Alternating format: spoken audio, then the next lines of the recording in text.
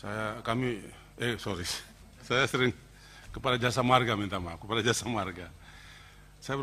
Kami berkunjung ke Sulawesi Utara, ke Manado, dan sempat meninjau jalan tol Manado Bitung yang ruasnya itu sekitar 36, sekian kilometer, Pak ya.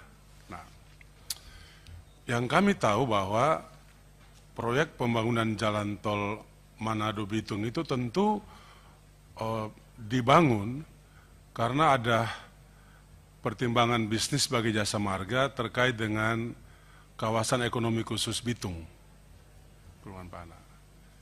Dan ini proyek pembangunan ini murni adalah keputusan bisnis dari Jasa Marga, bukan penunjukan. Waktu itu kami terkonfirmasi demikian, Pak. Nah, tetapi kan fakta di lapangan juga kawasan ekonomi Bitung itu kawasan ekonomi yang suam-suam kuku, yang bahkan akan ditinjau ulang status kawasan ekonomi itu, karena dia tidak bergairah. Kalau keputusan Jasa Marga membangun tol 36, sekian kilometer dengan menghabiskan 5, sekian triliun untuk suatu kawasan yang kalau dihitung secara ekonomi itu ya mungkin 40 tahun break eventnya belum bisa terjadi. Dengan volume kendaraan per hari seperti sekarang ya Pak ya.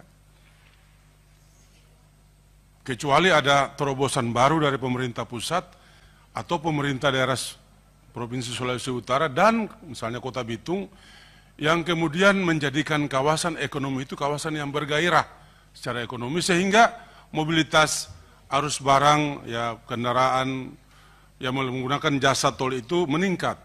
Kalau rasio penggunaan jalan tol itu per hari ini saya menduga 35 tahun belum kembali, belum bisa break even.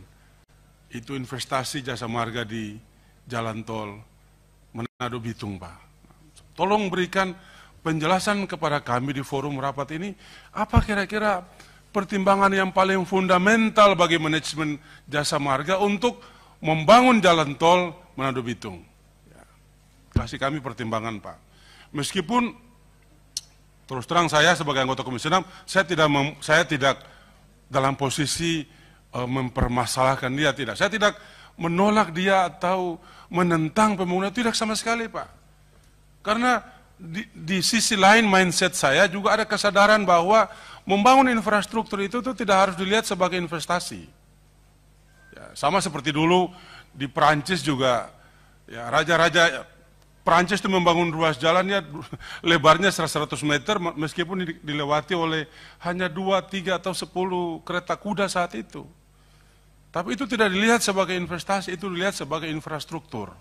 Yang satu saat nanti tentu tetap saja bermanfaat. Ya. Cuma dalam kondisi keuangan Jasa Marga hari ini, saya ingin tahu juga Pak keputusan manajemen Jasa Marga untuk membangun ruas jalan tol itu. Di sana itu apa yang mendrive manajemen Jasa Marga untuk mengambil keputusan bisnis membangun jalan tol itu. Itu satu, Pak. Yang kedua, Bapak, saya ingin tahu juga adakah rencana Jasa Marga untuk menerapkan teknologi smart road misalnya. Saya tahu mungkin saja sudah ada. Nah, kenapa isu ini menjadi penting bagi saya? Sebab dalam imajinasi saya sebagai wakil rakyat, saya membayangkan satu saat nanti, jalan tol itu harus free. Jalan tol tidak perlu dipungut biaya. Ya dong, rakyat membayar pajak, pajak dikumpulkan oleh otoritas negara, dibangun infrastruktur, dibangun jalan tol. Kalau menggunakan entitas bisnis lewat badan usaha milik negara, tetap saja negara pemiliknya. Karena ada ekspektasi publik, kenapa sih kita masuk jalan tol itu kita harus bayar gitu? Kenapa tidak free untuk publik?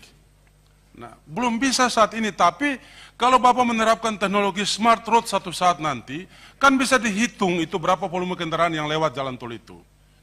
Gas yang mengalir dalam pipa saja, PJN bisa tahu berapa gas yang mengalir, yang dikonsumsi. Kan bisa dihitung. Apalagi yang fisiknya jelas, lewat kamera dan sebagainya, teknologi sebagainya, ketahuan berapa jalan tol yang lewat. Nanti bisa saja, ya, kalau hari ini kita memperpanjang STNK atau mengurus STNK, kita kan harus bayar jasa harja itu. Dan itu mandatori, potongannya mandatori. Ya. tidak semua orang menikmati asuransi sosial yang di cover oleh jasa marga, oleh jasara harja. Tapi tiap pengguna kendaraan yang memperpanjang STNK wajib hukumnya ada biaya untuk membayar asuransi jasara harja. Kan bisa diterapkan hal yang sama, Bapak Ibu. Teman-teman di Komisi 6, satu saat nanti ini harus menjadi pemikiran politik kita. Setiap kendaraan yang menggunakan jasa jalan tol, perpanjangan STNK-nya dikenakan biaya tambahan biaya jalan tol, yang nanti kemudian dikelola oleh Badan Pengelola Jalan Tol untuk membayar itu. Sehingga imajinasi saya itu bukan sesuatu yang imajiner, tapi satu saat bisa menjadi fakta, bisa menjadi kenyataan. Ya, kalau jasa marga dan pengelola jalan tol nanti menerapkan smart road yang kemudian dikaitkan dengan kebijakan negara kita, kami bisa mendorong lahirnya regulasi di level undang-undang yang mewajibkan setiap kendaraan yang menggunakan jasa jalan tol dalam perpanjangan atau pengurusan STNK-nya ada biaya khusus yang sifatnya wajib, mandatori untuk operasionalisasi jalan tol. Nah, pada saat itu tiba nanti rakyat tidak perlu lagi membayar jalan tol. Nah, ini betul-betul dia koheren dengan fungsi BUMN yang tidak hanya sebagai badan usaha pencari keuntungan, tapi agent of development. Nah, filosofi itu mungkin akan nyambung kalau satu saat itu diterapkan. Saya ingin tahu penjelasan dari jasa marga, Pak Dirut, tolong berikan saya penjelasan, adakah gagasan ke arah situ, Pak?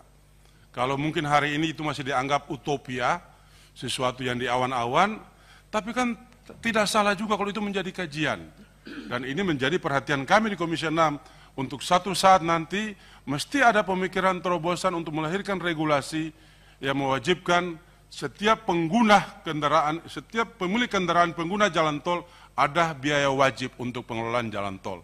Sehingga publik satu saat nanti bebas menggunakan infrastruktur itu, Pak, jalan tol itu. Ya. Jadi jalan tol jangan dilihat sebagai investasi lagi, tapi sebagai infrastruktur. Saya kira itu saja, Pak, untuk PP dan untuk Waskita Karya saya percaya tadi telah diadres oleh beberapa teman sebelumnya, tapi dari saya khusus untuk jasa marga. Terima kasih. Wassalamualaikum warahmatullahi wabarakatuh. Salam sejahtera untuk kita semua. Shalom. Shalom. Pak Darmadi Durianto.